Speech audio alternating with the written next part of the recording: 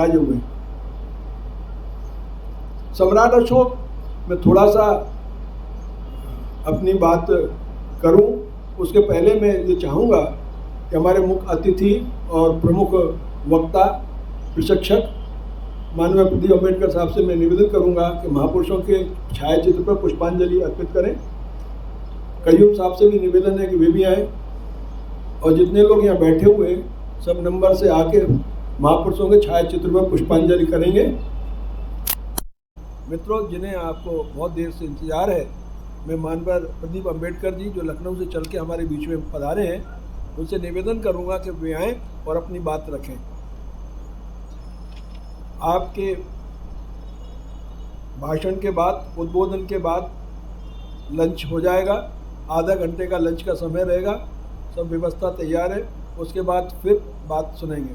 आप 5 दिन का कैडर लेते हैं तब बात समझ में लोगों को पूरी आती है, लेकिन एक ही दिन का प्रोग्राम रखा और लोग इस बात को समझ नहीं पाए।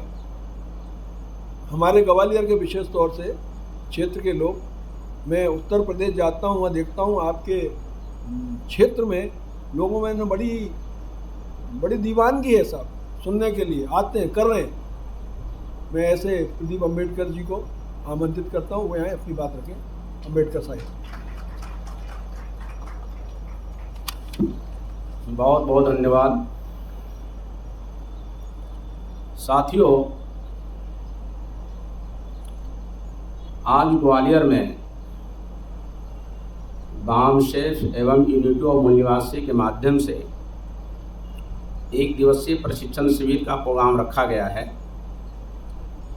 और यह प्रोग्राम आप जो महापुरुषों का चित्र देख रहे हैं, जिसमें सम्राट अशोक, जिसका जन्म चैत्र शुक्ल पक्ष नवमी या अष्टमी जो इसी अप्रैल महीने में आया। दूसरा, आप छत्रपति शिवाजी महाराज देख रहे हैं, जिनका इन्हीं 3 अप्रैल को उनका स्मृति दिवस, चूँकि इनका जन्मदिन फरवरी माह में पड़ा।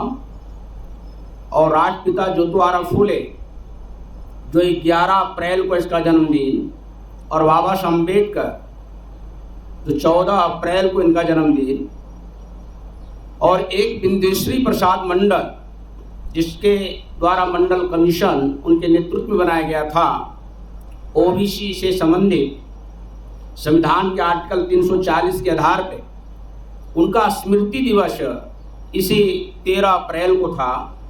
इन सभी महापुरुषों की याद में आज ये प्रोग्राम रखा गया है, और इन महापुरुषों के बारे में डॉक्टर पिपरिया साहब ने आपको बहुत सारी बातें बताई, फिर भी मैं 2-2 मिनट इन पे अपनी बातें रखता हूँ। साथियों, जो आप सम्राट अशोक को देख रहे हैं, इस देश में सबसे प्रतापी राजा, और इनके नेतृत्व में जो अखंड भारत था, बहुत विशाल भारत था, ईरान तक फैला हुआ, अफगानिस्तान बलूचिस्तान तक, इधर बर्मा, थाईलैंड, श्रीलंका तक फैला हुआ भारत था। और इतना दूर तक भारत को फैलाया इन्होंने अपने शासनकाल में। और इनके जीवन में जो एक घटना घटी, जो कलिंग में इन्होंने युद्ध किया, बहुत सारे लोग मारे गए, और उससे इनको विरक्ति हुई, और उन्होंने अंत में बौद्ध धर्म को स्वीकार किया। और बौद्ध धर्म को स्वीकार करने के बाद उस धर्म को प्रचार प्रसार करने के लिए अपना बेटा, अपना बेटी तक को विदेश तक भेजा, श्रीलंका भेजा, कई देशों में भेजा। इस तरीके और धर्म का प्रचार प्रसार के लिए पूरा जिंदगी फिर लगा दी। जिस विजयदशमी को उन्होंने बौद्ध धर्म स्वीकार किया था, तो वही दिन 1956 में 2200 वर्ष पूरा हो रहे थे।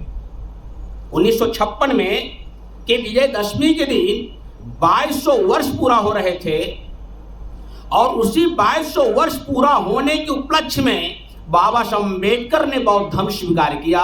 वो तारीख पड़ी थी 14 अक्टूबर 1956। हमारे लोग कहते हैं कि 14 अक्टूबर को बाबा साहब अम्बेडकर बौद्ध धर्म में दीक्षित हुए, वो 14 अक्टूबर को नहीं थे, वो विजयदशमी के दिन धर्म परिवर्तन किए थे। अब संयोग ही रहा को 14 अक्टूबर के दिन पड़ गया। तो साथियों, बाबा साहब अम्बेडकर बौद्ध धर्म उस समय दीक्षित होते हैं 2200 वर्ष के बाद, अर्थात बाबा साहब अम्बेडकर लोगों को ये बताना चाहते हैं जो सम्राट अशोक की जो विरासत है और वर्तमान की हमारी विरासत है, दोनों को जोड़ना चाहते थे। हमारी विरासत उनके साथ लगा हुआ है, दोनों विरासत को एक कनेक्ट करना चाहते थे कि हमारे इतिहास में हमारे पुरखे थे, उनके मोमेंट को हमें आगे बढ़ाने की जरूरत है। और जिस सम्राट अशोक के शासन काल में ये भारत विश्व गुरु का दर्जा प्राप्त था, बड़े बड़े university, Nalanda university, Takshashila, Vikramshila, Ujjain university, अगर उड़ीसा चले गए तो ललितगिरी, रत्नागिरी, उदयगिरी, बहुत बड़े एजुकेशन के सेंटर खुले हुए, इसलिए भारत विश्व गुरु का दर्जा प्राप्त था। सोने की चिड़िया थी, जो कहते हैं रामायण में, ये जो रामायण नाम का उपन्यास है, जिस उपन्यास में कहा जाता है कि हनुमान ने अशोक वाटिका उजाड़ दी। अशोक वाटिका का मतलब क्या था? अशोक वाटिका मतलब अशोक का सम्राट, अशोक सम्राट का जो राज्य था, वो राज्य ही अशोक वाटिका थी, जिसको छिन्न भिन्न करने का काम इन लोगों ने किया, अर्थात वाटिका उजाड़ने का काम किया। ये एक प्रतीकात्मक है। किसी बाग बगीचे को उजाड़ना वो चीजें नहीं है, एक प्रतीकात्मक है कि सम्राट अशोक का राज इतना दूर तक फैला हुआ था, जिसको इन लोगों ने छिन्न भिन्न किया, खत्म करने का काम किया। पूरे देश रूपी वाटिका को उजाड़ना एक प्रतीकात्मक है। हालांकि रामायण कोल कल्पित कहानियां है, उसको वास्तविकता इतिहास से कोई मतलब नहीं है, मगर एक प्रतीक के तौर पे एक प्रतीकात्मक कहानियां है। वो सम्राट अशोक जो बौद्ध धर्म ग्रहण करने के बाद बहुत बड़े पैमाने पर जन कल्याण का काम किए, पेशावर से लेकर कोलकाता तक ये जो रोड देख रहे हैं, जिसको grand trunk road, GT road कहा जाता है, उनके समय में बनाया गया।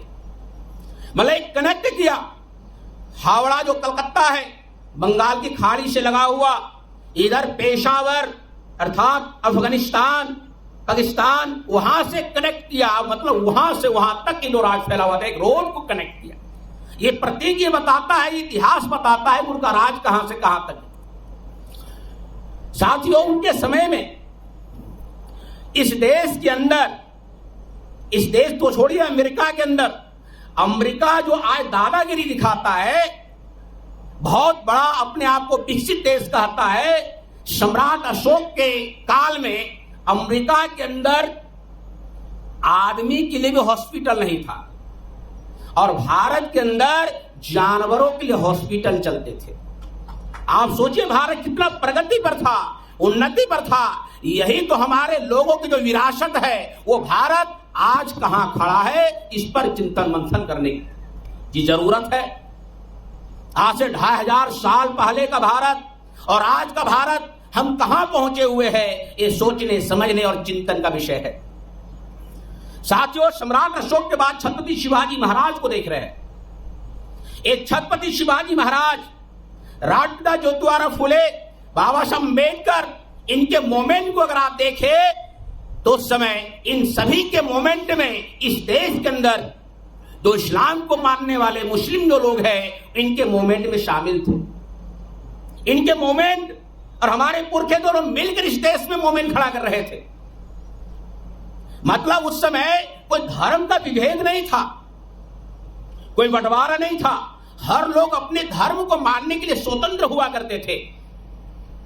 मगर सबकी लड़ाई इस देश के अंदर उस मनुवाद, ब्राह्मणवाद और उनके द्वारा बनाए हुए व्यवस्था के विपरीत ये लड़ाई थी। छत्रपति शिवाजी महाराज की वही लड़ाई रही, वो धर्म पे लड़ाई नहीं रही थी। वर्तमान के शासक जाति भले ही छत्रपति शिवाजी महाराज को कहते हैं ये हिंदू राज संगठित किया, हिंदू राज खड़ा किया, ये गलत है, सरासर गलत है। उनके सेना में बहुत सारे मुस्लिम लोग थे, मुस्लिमों का सहयोग था, उनके सेना में सेनापति तक रहे। तो साथियों, जो छत्रपति शिवाजी महाराज अगर हिंदू राज संगठित कर रहे थे, अगर इस बात को अगर मान लिया जाए, तो जब उनका राज तिलक हुआ तो राज तिलक करने के लिए कोई ब्राह्मण तैयार क्यों नहीं हुआ? अगर हिंदू व्यवस्था को संगठित कर रहे थे तो राज तिलक ब्राह्मण करने को तैयार नहीं हुआ, तो बनारस के पंडित गंगा भट्ट नाम के ब्राह्मण को छत्रपति शिवाजी महाराज ने खरीद करके लाया, उनको खरीद कर लाया। और उस शिवाजी महाराज ने को उस गंगा भट्ट नाम के ब्राह्मण ने जो राज तिलक किया, क्योंकि जब राज तिलक करने के लिए आया तो उनको ब्रह्मत्व का एहसास हुआ कि एक हम शूद्र को राज तिलक करने आ रहे हैं, एक राजा बनाने जा रहे हैं। जानते हैं, बाएं पैर के अंगूठे से उसका राज तिलक किया। शिवाजी महाराज ने क्यों करवाया? उन्होंने इसलिए करवाया कि जैसे इनका राज तिलक होगा, मैं राजा की पदवी धारण करूंगा और राजा बनने के बाद फिर हम तय करूंगा इन ब्राह्मणों को क्या सबक सिखाया जाए। क्योंकि एक समाज में मान्यता थी कि ब्राह्मण राज तिलक करेगा तभी राजा की पदवी, राजा की मान्यता मिलेगी।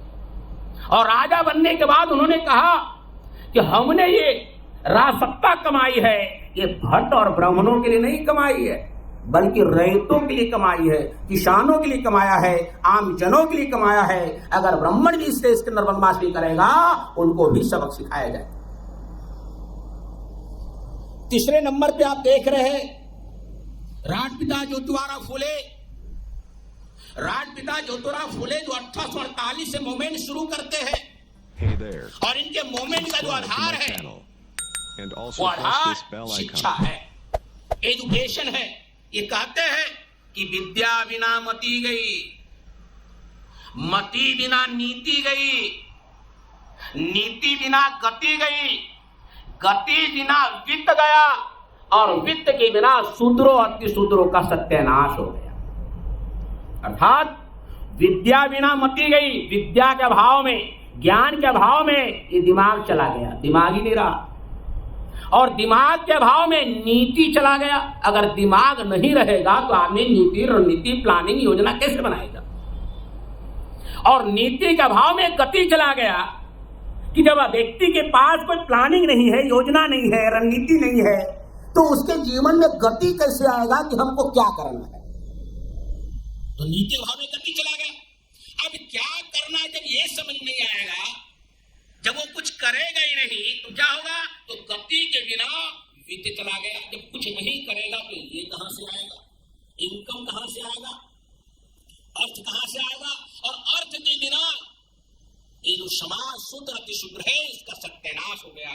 तो उन्होंने एजुकेशन से शुरुआत किया और इनका साथ सहयोग करने वाले उस्मान शेख और फातिमा शेख,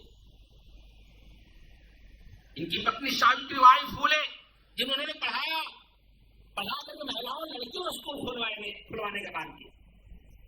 साथियों, वही राजपिता ज्योतिराव फुले जब अपना मूवमेंट शुरू करते हैं तो उनको भी एक प्रेरणा की जरूरत आई। हम किससे प्रेरणा लें? हर व्यक्ति को जीवन में आगे बढ़ने के लिए प्रेरणा की जरूरत होती है। और वो प्रेरणा उन्होंने कहां से लिए? छत्रपति शिवाजी महाराज से।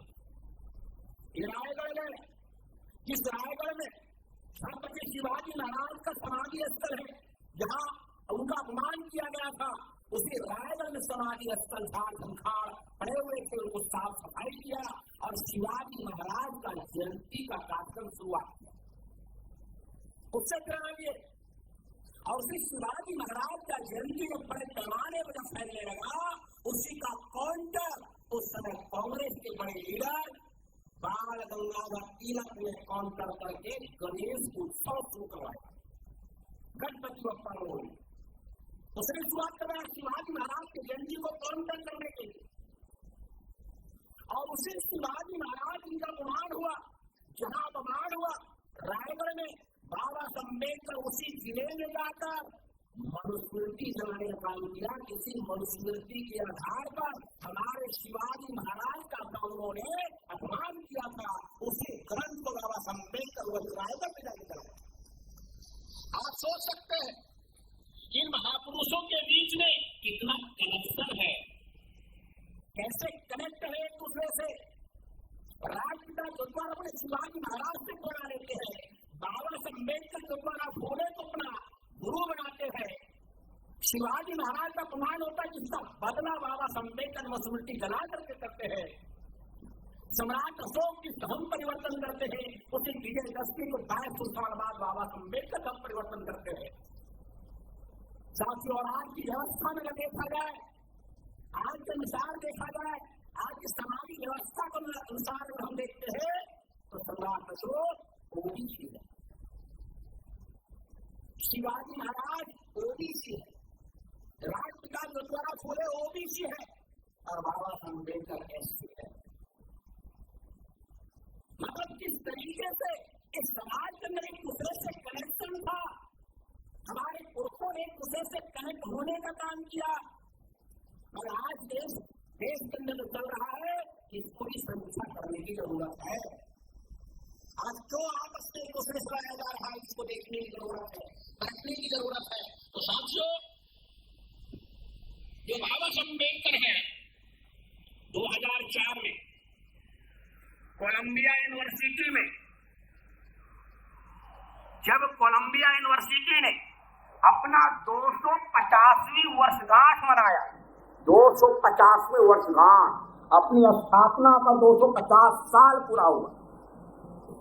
उन 250 सालों में उन्होंने देखा कि 250 साल भारत साल में जितने विद्यार्थी वहां कोलंबिया यूनिवर्सिटी में जन्म लिए थे, ऐसे विद्यार्थी जो अपने अपने देश में जाकर देश के महान योगदान करने का काम किया, ऐसे विद्यार्थियों की लिस्ट बनाई, सूची बनाया। भारत साल में कितने विद्यार्थी, उसमें से 100 विद्यार्थी का लिस्ट बनाया जो अपने अपने देश का महान योगदान करने का काम किया। उन 100 विद्यार्थियों का जो लिस्ट बना, उस लिस्ट में नंबर 1 विद्यार्थी डॉक्टर अम्बेडकर का नाम लिखा गया और डॉक्टर अम्बेडकर साहब को उपाधि दिया गया the founding father of modern India, आधुनिक भारत का जनक, आधुनिक भारत का पिता। 2004 की बात बता रहा हूँ, जो कोलंबिया यूनिवर्सिटी अपने 250वीं वर्षगांठ मनाए।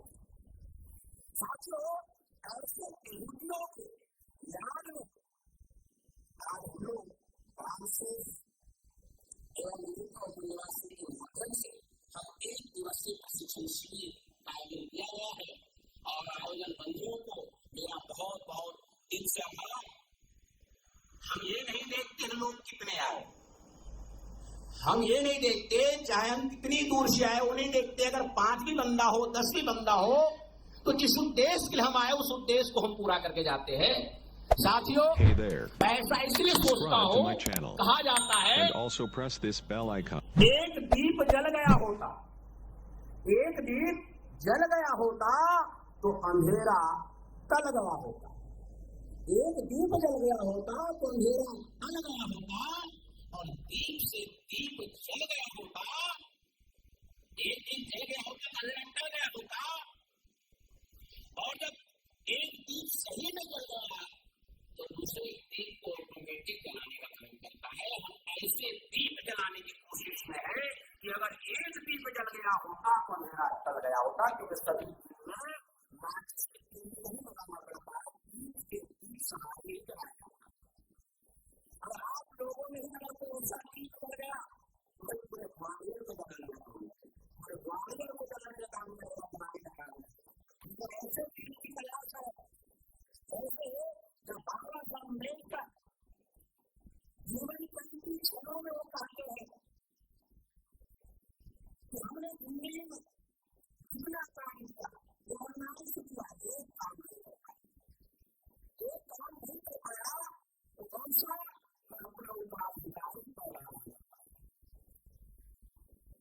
ये जानने की बात कि संदोलन में सिंहन को कोई लेकर आगे जाएगा, ऐसा मुझे दूर दूर तक कहीं दिखाई नहीं देगा। जो मैं क्या देख रहा हूँ, जो मैं आगे पीछे चारों तरफ देख रहा हूँ, केवल कलरकों की भीड़ लग गई है, जो केवल अपने ही पेट पालने में मस्त हो गए। इसीलिए इस कारवां को मैं जहां तक लाया हूँ, अगर आप लोग आगे नहीं बढ़ा सके वहीं रोक करके रखना। शायद कोई आएगा उस कारवां को लेकर आगे बढ़ाएगा, वो 20 साल के बाद आए कांसीराम साहब उस कारवां को आगे बढ़ाने के लिए। भले उनका मोमेंट आज कहां है वो समीक्षा का विषय है, लेकिन बाबा साहब अम्बेडकर अपने पीरियड में उत्तराधिकारी पैदा नहीं कर पाए। उनकी कमियां थी, वो अपनी कमियां, जो ईमानदार व्यक्ति होता है वो अपनी कमियां को स्वीकार करता है। ईमानदार व्यक्ति अपनी कमियां को स्वीकार करता है। क्यों स्वीकार करता है? इसलिए कि आगे कोई व्यक्ति इस मामले को आगे बढ़ाने का काम करेगा। तो साथियों, आज प्रशिक्षण है, ये जो बामसेफ आप देख रहे हैं, ये बामसेफ संगठन इस देश के अंदर schedule caste, schedule tribe, OBC और इन्हीं लोगों से जो कन्वर्ट लोग हो गए, इस देश में 99.99% SC, ST, OBC से ही कन्वर्जन किया हुआ है। सवर्णों से भी कन्वर्जन है, सवर्ण जातियों से भी लोग कन्वर्ट हुए हैं, उससे भी लोग इस्लाम में गए, ईसाई बन गए, सिख बन गए, अलग अलग धर्मों में उसके भी लोग गए। तो जो कन्वर्टेड लोग हैं हम उनको भी बुला रहे हैं, क्योंकि इस देश में, इस देश क्या कहेंगे, दुनिया में 9 धर्म है,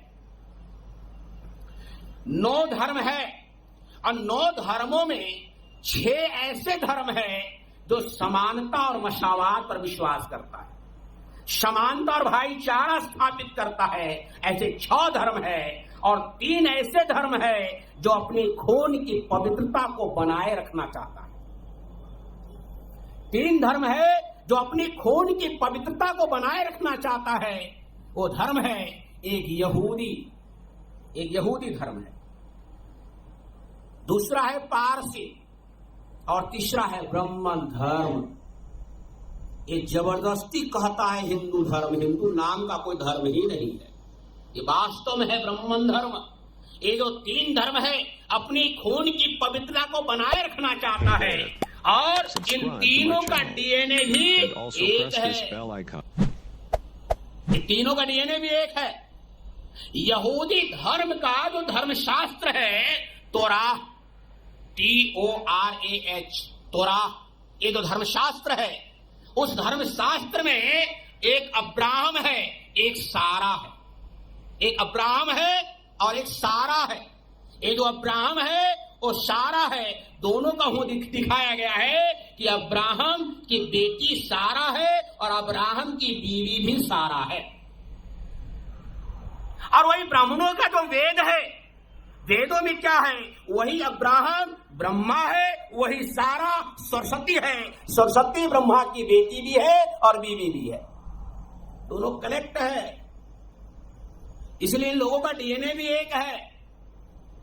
और ये जो 6 धर्मों के जो लोग हैं, जैसे बौद्ध है, जैन है, ईसाई है, इस्लाम है, सिख है और लिंगायत है, ये जो 6 धर्मों के लोग हैं, जो समानता और मसावात पर विश्वास करता है। इसलिए आज की तारीख में कोई भी व्यक्ति यहूदी नहीं बन सकता, आज की तारीख में कोई भी व्यक्ति पारसी नहीं बन सकता, आज की तारीख में कोई भी व्यक्ति ब्राह्मण नहीं बन सकता। ये 3 धर्मों में कोई व्यक्ति जा नहीं सकता। मगर आज की तारीख में कोई भी व्यक्ति बौद्ध हो सकता है, जैन हो सकता है, ईसाई हो सकता है, इस्लाम को मान सकता है, सिख हो सकता है, लिंगायत हो सकता है। ये 6 धर्मों में कोई भी व्यक्ति जा सकता है, मगर 3 धर्मों में कोई जा नहीं सकता, क्योंकि वो खून की पवित्रता को बनाए रखना पसंद करता है। ये 6 धर्मों के लोग समानता, मसावात और भाईचारा के लिए काम कर रहा है। इसलिए बाम से इन 6 धर्मों के लोगों को ही एंट्री यहां देता है।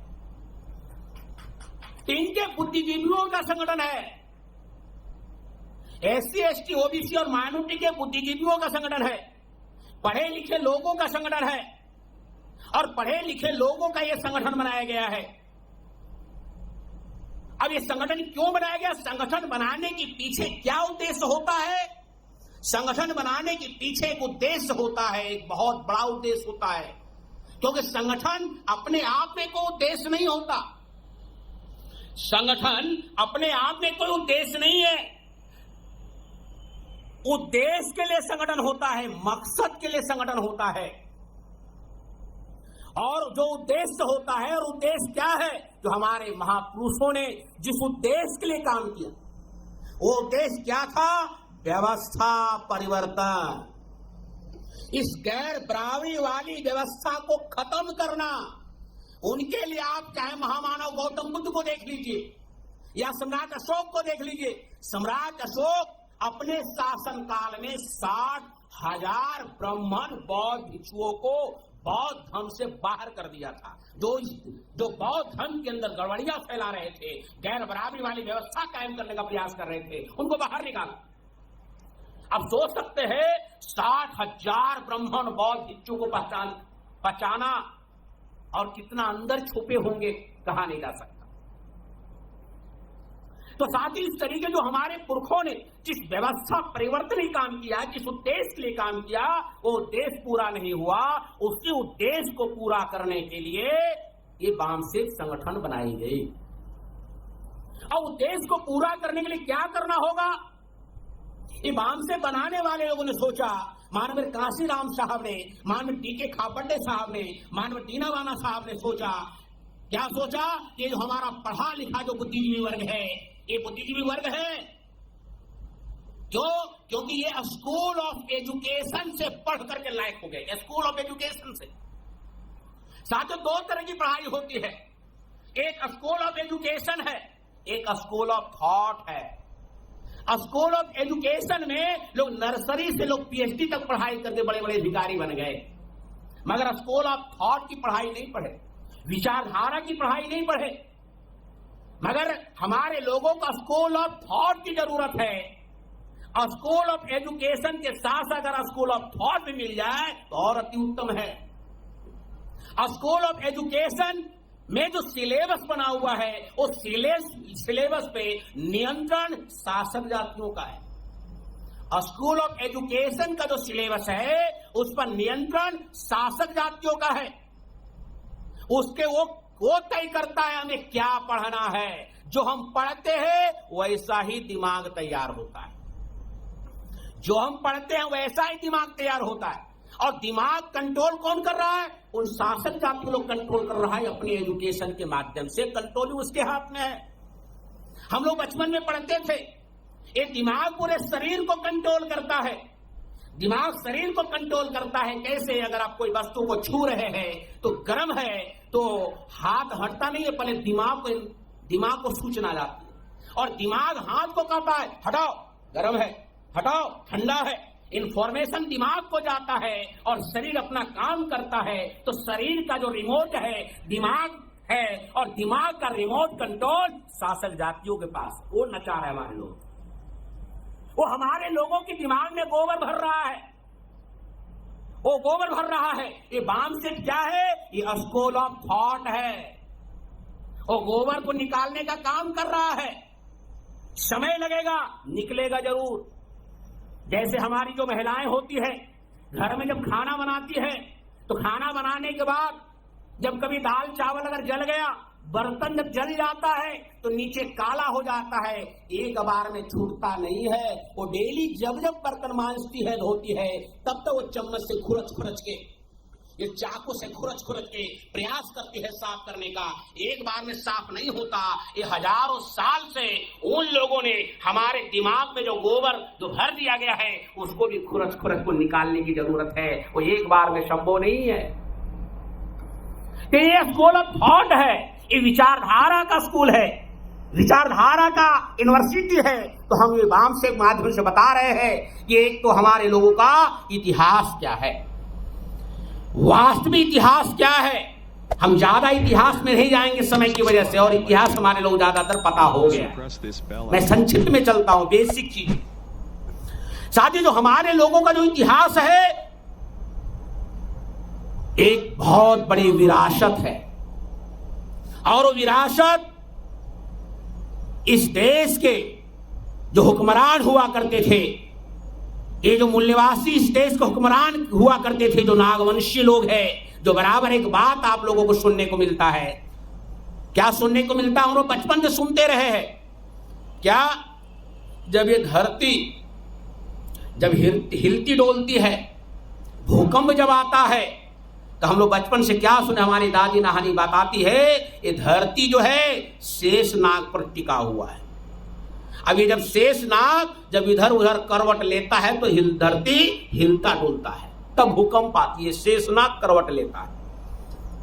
ये हम लोग सुनते रहे हैं। अब शेषनाग पे धरती टिका हुआ है, तो अब ये चीजें जो प्रचलन में है, लोगों के जबान जबान पर है, हमारे बूढ़े बुजुर्गों की जबान पर है, जो अनपढ़ गवार है उनकी जबान पर है।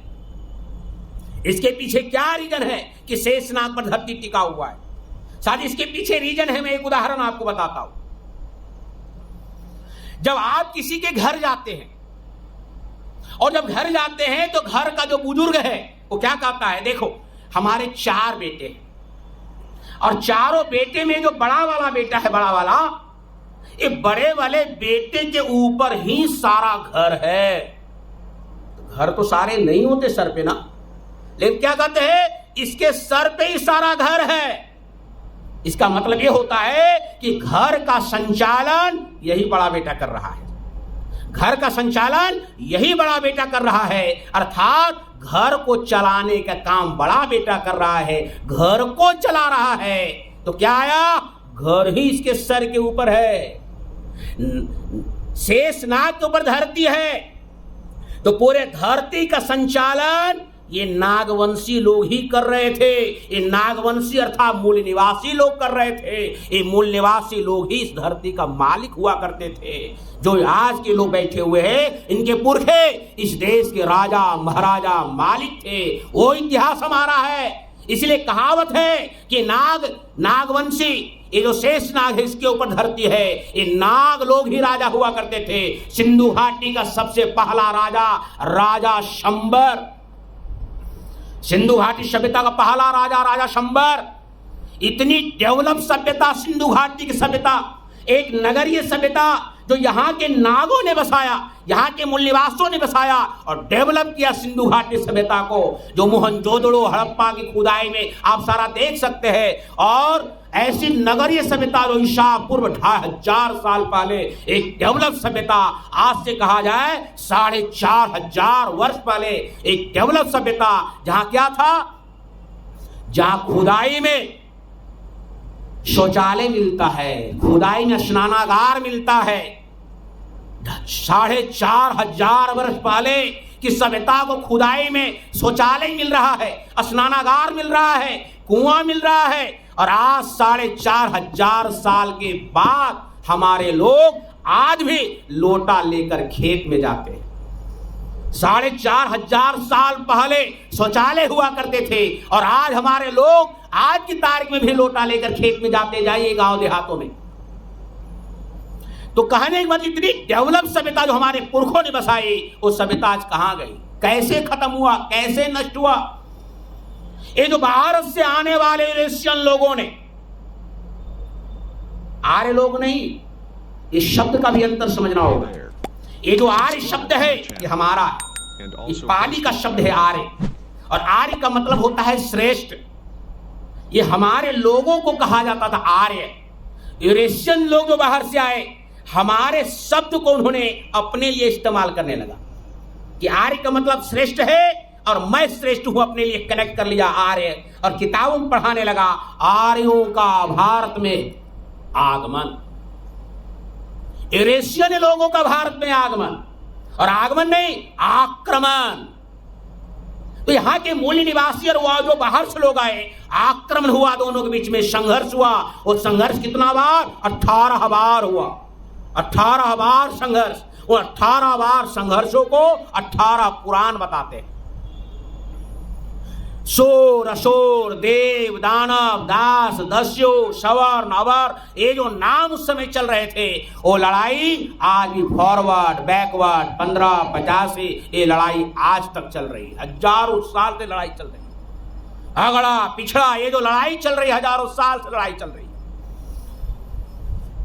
तो अभी जो लड़ाई चल रही है, अभी लड़ाई जो आज चल रहा है, आज तक चल रहा है, मगर वो लड़ाई सफल नहीं हुआ है। उसके पीछे क्या कारण है? हमारे लोगों को अपना इतिहास पता नहीं है, इतिहास मालूम नहीं है। क्योंकि इतिहास मालूम होने से क्या होता है, दोस्त और दुश्मन की समझ पैदा होती है। हमारा दोस्त कौन है, हमारा दुश्मन कौन है, ये समझ पैदा होती है। जैसे आप लोग जब फिल्म देखते हैं तो फिल्मों में क्या दिखाया जाता है, बचपन में दो भाई बिछड़ जाता है, दो भाई बचपन में बिछड़ जाता है फिल्मों में। दोनों बड़े होते हैं, दोनों खूब उठापटक करता है। क्यों करता है? दोनों को पता नहीं है हम दोनों भाई हैं, दोनों को मालूम नहीं हम दोनों भाई हैं। मगर उस फिल्म का जो खलनायक है, विलेन है, उसको पता है ये दोनों भाई हैं, मगर वो बताने का काम नहीं करता। क्यों नहीं करता? वो जानता है कि बता दिया कि तुम दोनों भाई हो तो दोनों इकट्ठा हो जाएगा, और इकट्ठा हो जाएगा तो हमारा ही पत्ता साफ कर देगा।